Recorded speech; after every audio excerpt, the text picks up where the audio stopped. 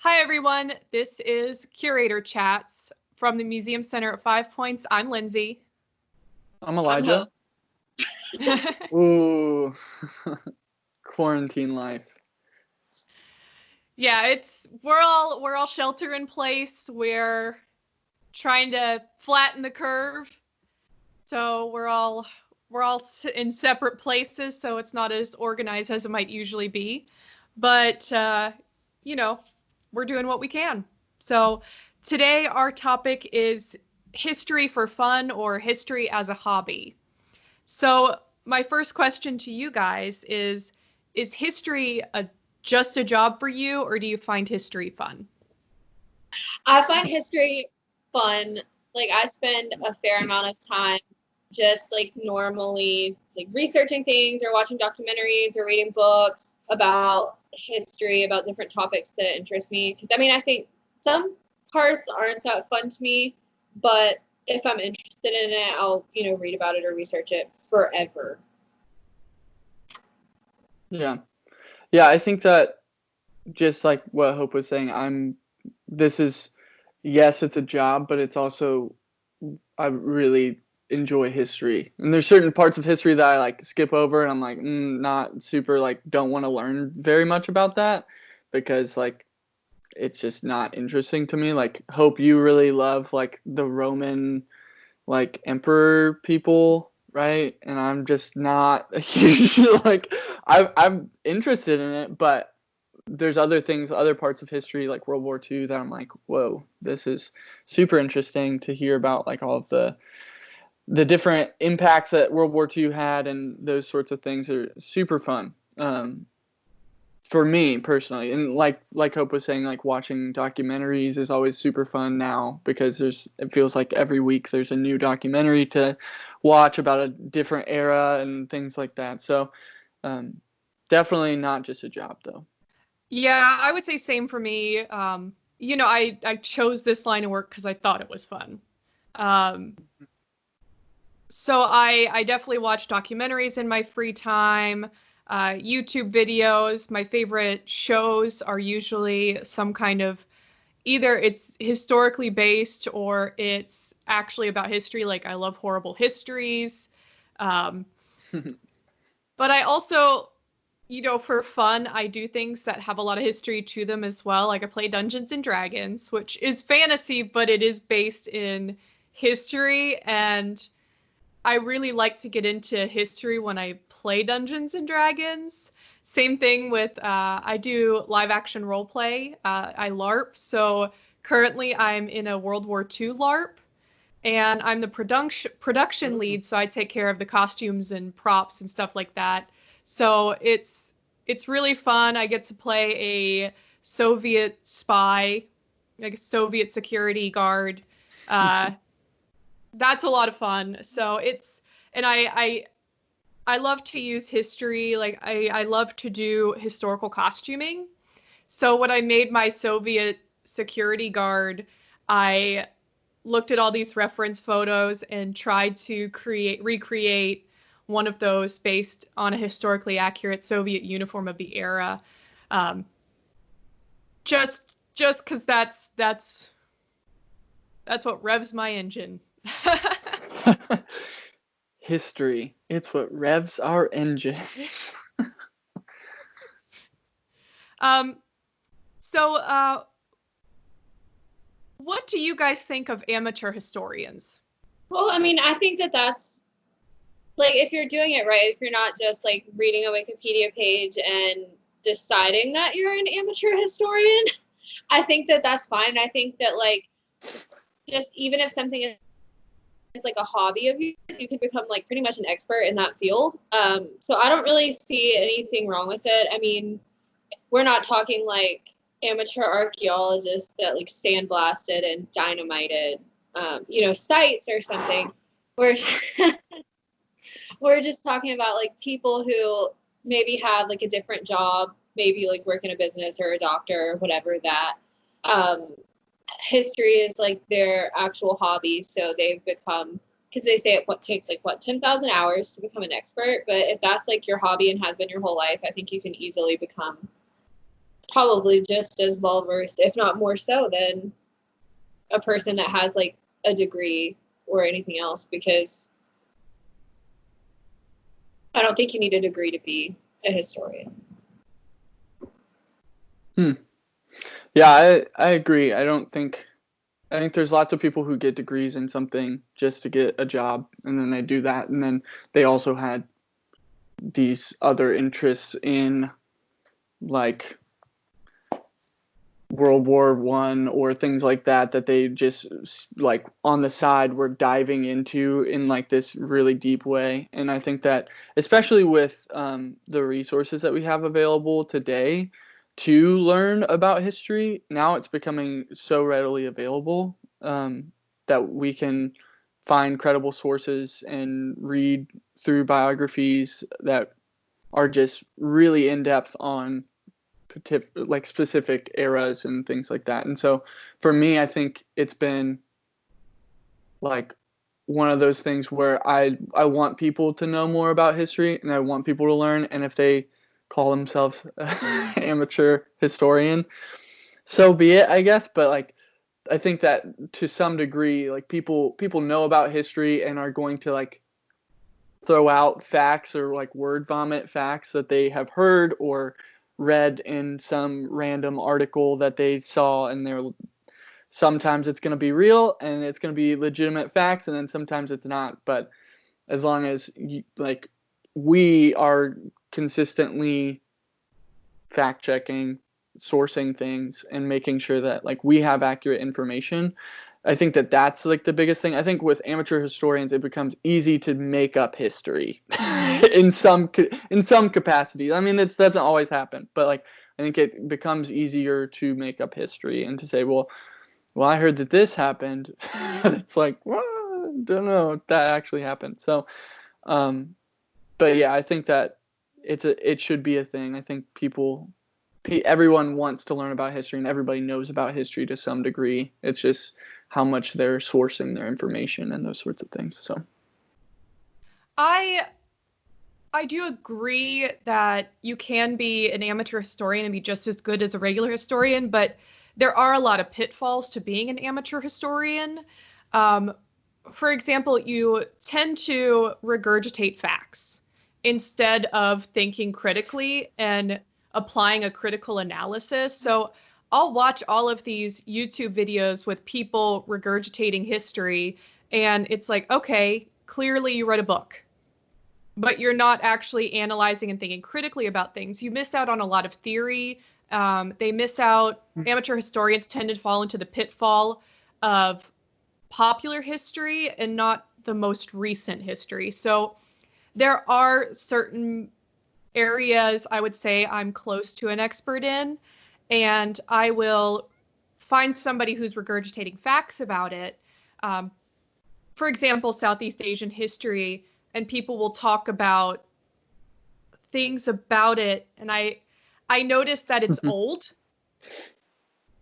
I'm like that information is at least 20 years old, because we've learned in the past 20 years that's not true. And that's not necessarily the fault of them. There is a lot of gatekeeping in academia. Like, you can't access JSTOR and all of these other journals without paying an exorbitant fee. But when you're in university, you get them for free. Yeah. But when you're an amateur historian, you would have to pay for all of these academic journal accesses, so you don't get the most recent information. And so you end up regurgitating facts that are from 20 years ago, when we've actually discovered a lot more. And maybe that's me thinking archaeologically as well, because they make these archaeological discoveries, and I'll find like these YouTube videos that talk about historical mysteries, and I'm thinking to myself, we solved that 10 years ago. I think that amateur historians can be extremely valuable. I just think that in a way they are gate kept from learning the newest. Like I said, the scholarly academic journals are so expensive to access. I mean, hundreds of dollars, if not thousands of dollars, to access these. Ridiculous. And then you have the issue of that lack of that, not learning historical theory, essentially, and learning to look at things in a different light than just, these are the cold hard facts, because they never are. Something that's really interesting to do is watch a documentary on World War II that's from the 80s or 90s, and then watch a documentary on World War II from like 2010s to now. It's telling the same story completely differently. They focus on different facts. Because it's a different time. You know, back when the Cold War was new and fresh, and now we have the resurgence of like Nazism, totally different focuses and totally different facts that they focus on. It's just a very interesting thought experiment to do. But so my next question is, how can someone have fun learning history? So if you guys haven't experienced anything like mine, people tend to think history is boring. Throughout high school, it was always, how can you like history? It's so boring. So how do you think somebody can have fun doing it? Well, I think one of the ways to like find out that you enjoy something is to like see something about a time period and then be interested in like a time period or be interested in a person. So not that this is going to be a historically accurate suggestion, but say you've watched like The Tutors, right? So, I mean, that's over, but it came out. So The Tutors tells like this whole long story. I mean, the timeline is wrong. You know, there's a lot of like not real history, but that's interesting. You find out about, you know, you find out like about these people.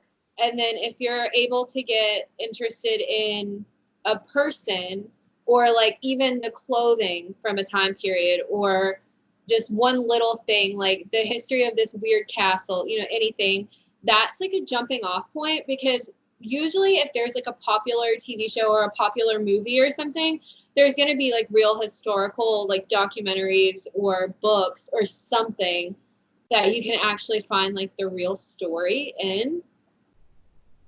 And I think that that's like, I use The Tutors as an example because I wasn't super interested in Henry VIII.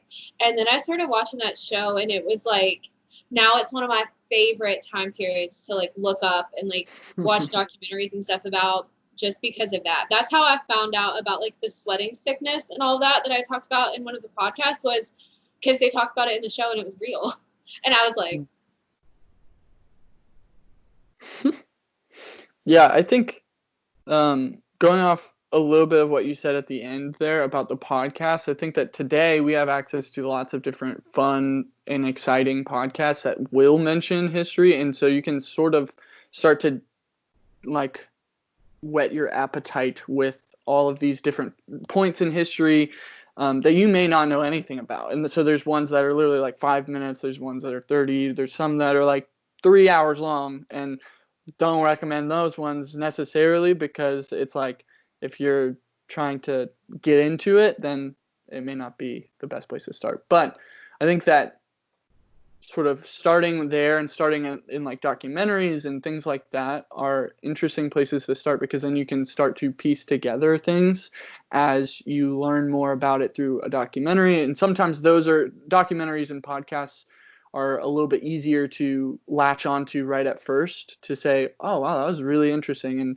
sometimes the way that they filmed it was really cool, and there's like lots of aspects to that. But and then for me personally, I think that one of the things that I'm diving into that I haven't had a chance to before this year or before this last year is like experiencing history within like your own family line and like your own lineage, like trying to understand like where did my like ancestors, or where did like my great grandfather, where did he fit into the narrative of history? Like what was he believing? Where was he at in this time period? And then trying to like trace that back, because now like our resources are so immense. Like we have so much that we can find when it comes to marriage and death certificates and birth certificates and all these things, where you can sort of trace back your family all the way back to wherever you originated from and then beyond. And so it's really cool. And I've like, as I've done that, I've like learned more about World War One because of like my great grandfather who apparently fought in World War One, and like that's crazy. I didn't even know that. But that sort of, as you start to realize like, oh well, I had like a Hope, you had a patriot during the like the Revolutionary War. Like I did. My mom actually found out, my mom is really into that, and she found out that one of our ancestors settled Jamestown, and then survived the Jamestown massacre, and that like branch of the family continued on to fight in the Revolution. there's tons of ways to start to experience it, and I think museums are one of those that we like legitimately we all are a part of a museum community, and we provide an experience for people outside of the museum or inside the museum. And so we bring history, or with the case of this last exhibit, science to life and biology to life, those sorts of things. So it's like a really cool opportunity for people to walk in and see, oh, okay, so I watched a documentary on the Civil War, and now I'm like seeing all of these different artifacts that were actually used. That's really cool for people. So Yeah, I agree with all of those. For me as well, I think there are a lot of fun resources to learn history, not just things that could be a jumping off point, but like I said earlier, horrible histories. It's a kids show for learning history. It's a sketch comedy thing. It's hilarious. They have songs. Like you can learn all of the English kings and queens because they have a song for it. They have a song about Henry VIII, and all of his wives. Beheaded, died. Divorced, beheaded, survived. jeez. So, and see, we remember that. We remember that song. So it's, music can be one of those things too that really help you learn history and can make it fun. A lot of people learn president songs, things like that help them remember history. I also think that, like you said, experiencing history and feeling history on a more personal level. So something that really connects me with history is when I read letters, for example. Mm. And it's just so all of a sudden that history is real and alive rather than something in a textbook. The other thing too that I would always kind of recommend is, in order to learn anything, it has to be fun, which we've talked about, but it also helps to have a goal. So for example, World War II was not something I was interested in at all. But then I got recruited to do this World War II LARP, and I thought, oh crap, now I have to actually learn World War II. I used to joke that I wasn't interested in anything before or after the 17th century, which was true. I was into ancient history. But then now I'm very, very into Soviet history and the history of World War II. I'm still not there because there's so much about World War II, and there are so many amateur historians and just who know way more than I do. But I had a goal. It was learn as much about World War II as I can so I could be historically accurate in this LARP.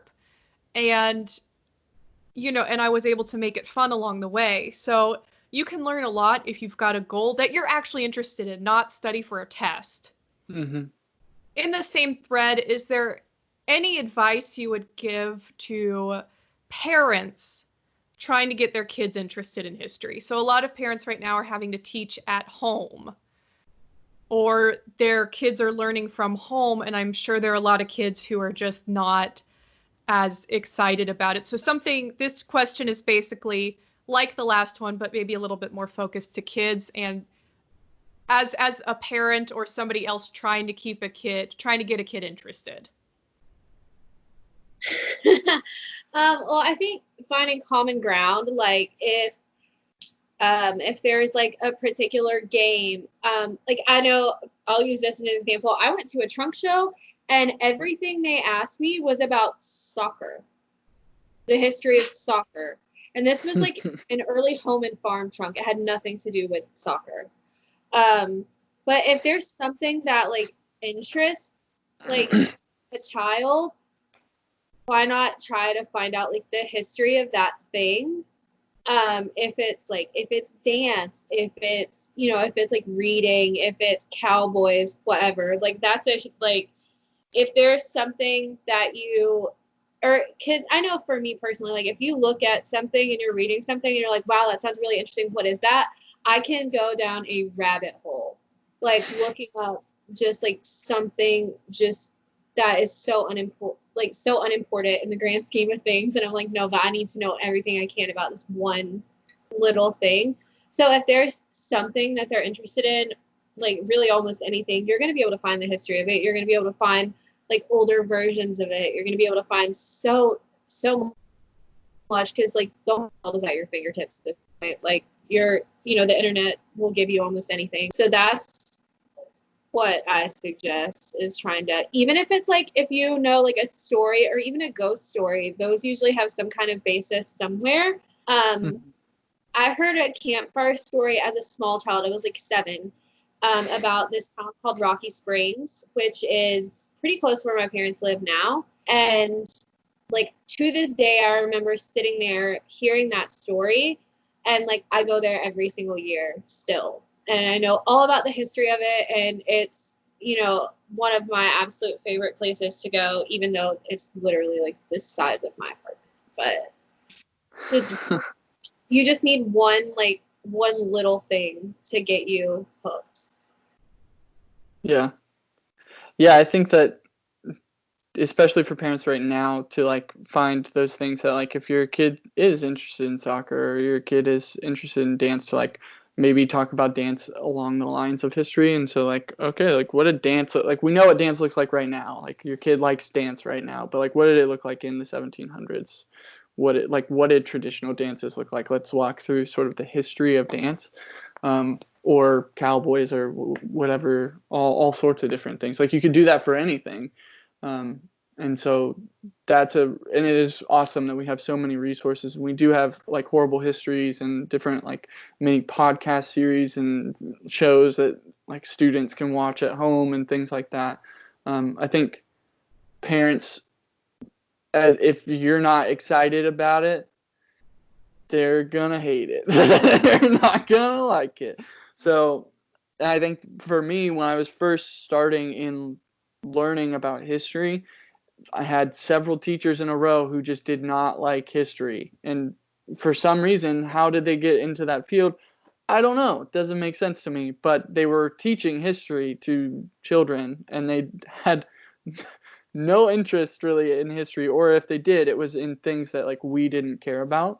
And so as excited as you get about it is as excited as your kid will get about it. So if you find something that you have a mutual interest with and you're like, wow, it would be really cool to learn about dancing. Like let's learn about the different history of dances and medieval periods of time. Like let's learn about that. Like who knows? Like we'll figure something out. And so as interested and as into it as you get is as into it as the kids will get. And I've found that in like trunk shows, and I've found that in my own life working with like other kids outside of the museum world, that like if you're not passionate or interested in it, then kids are going to be like, why would I even care? So definitely try to point out like what Hope was saying, like sort of interests that they have, and try to like pull those out, and then to reach into history and say, okay, so like here are some points in history where we've had different dancing or different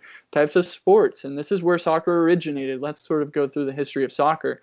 What else was going on at that time? Let's sort of dive into that. Why was soccer needed? Who wanted to play soccer? Who was allowed to play soccer? And these sorts of things. You gradually go down that rabbit hole that Hope is talking about, and you find out that you're learning more about history than you initially anticipated. And so your kid who just wanted to play soccer is now learning about Henry VIII or something. I don't know. So like that's my 2 cents on it. Yeah, I definitely agree with those points. I would also say to make history as interactive as possible. Yeah. So this is just based on stuff I've seen you guys do in the education department. Kids like trunk shows because they get to touch and interact with the objects. Obviously, people don't have historical artifacts just sitting around their homes, or at least most people don't. So do something fun. Get some Sculpey and make some Native American pottery. You can look that stuff up, find patterns that they used, and show your kid these patterns so that they can make their own like it. And then you can actually, like Sculpey, you could just put it in the oven and you have pottery. It doesn't need a kiln. So then they've got their own little pot that they made. They learned about patterns. They learned about Native American pottery. They probably learned a little bit about Native American life. Why did they make pots? What is this pot for? And then they have something physical that they did at the same time and that they have to keep afterwards. So giving them something tactile to do like that, or they could make an arrowhead out of clay, things like that. And you could use just these tactile experiences, or you could take little army men or little pieces from your Risk game and put them together to talk about the Civil War. The little blue pieces are the Union and the little red pieces are the Confederates, and something like that. So making it something that they can touch and feel. And the other thing is making it a game, making it play. Something that you can do with your kid is role play, essentially. Not like Dungeons and Dragons. I've talked about that a lot this time because I love Dungeons and Dragons. But I mean, play cowboys and Indians or whatever they're interested in. Give them a little role play opportunity. Give them some fun play, and you can be the one to give them history as you go. If you're going to play pioneers, you could tell them, oh, you should take this because that's what pioneers needed. We're heading west. You need to make sure you let's pack for going west. And have the kid decide what to pack, and you can help as well. The kid goes, well, I want to pack this, this, and this. Well, we only have so much room in the wagon. You can only take 2 of those. It's making it a play experience where you could act out Little House on the Prairie, where you're both Laura Ingalls Wilder and I talked about that book in my book recommendation. So there are these opportunities where you can play out these things with them. Obviously, there are certain things that you can't play out, but there are opportunities out there to help kids learn about history, and going through play or going through these activities can also help it stick in their mind. Because not only are they getting something tactile or a keepsake, they're getting time with you as well. Yeah. And I think of, when you're saying all those things, I was thinking of like the Oregon Trail game where you're literally like clicking, or like on your computer or whatever. Or now they have like a card game too. So you like try to make it to, you roll the die, and like if the die lands on a certain number, then you ford the river. And but like playing that game, whether it's the card game or on the computer, like you learn about the diseases that these people were catching. You learn about fording the rivers. You learn about where they started. You learn about where they were heading, what sort of paths they could have taken. You learn about people and all sorts of things. So there's so many opportunities to do that. I think. Yeah, there are a lot of games out there too where you can learn history. If you're struggling to come up with activities or stories or to play with your kids, there are a lot of resources out there, like Oregon Trail, which is a game, but you also learn about history while you're doing it. So you could definitely look those sorts of things up and find all kinds of resources online. Yeah. All right, guys, we're about to wrap up. Is there anything else you would like to say about making history fun, history as a hobby, or anything on that sort of topic?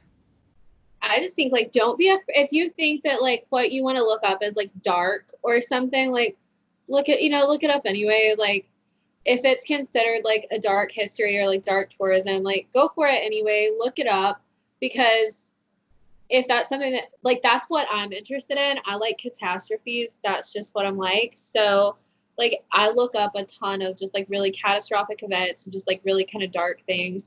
But that leads you to so many places. So, like, if it interests you, like, look it up. If you hear a name, like, look it up. Like, Wikipedia it and go from there. That's my, like, biggest. We should do, like, a what I Wikipedia this week one day. And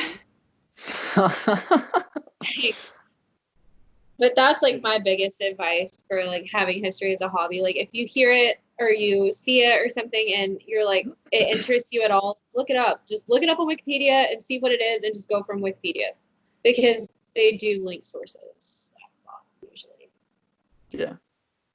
Yeah, I agree with what Hope said. I think that history is super important, and it is often like linked to other things. You'll find yourself in the future, like in jobs where conversations come up, and or you have the experience or the knowledge of specific historical events and history. Like sometimes things in history come up again, and so history repeats itself. And if we know things that have happened along a historical timeline, then we can sort of promote change and things for the future. And so there's all sorts of benefits to learning history, but I think that definitely starting now, we have plenty of time. Everybody has time. Most people have time, at least, unless you are essential and are gone and out in the real world.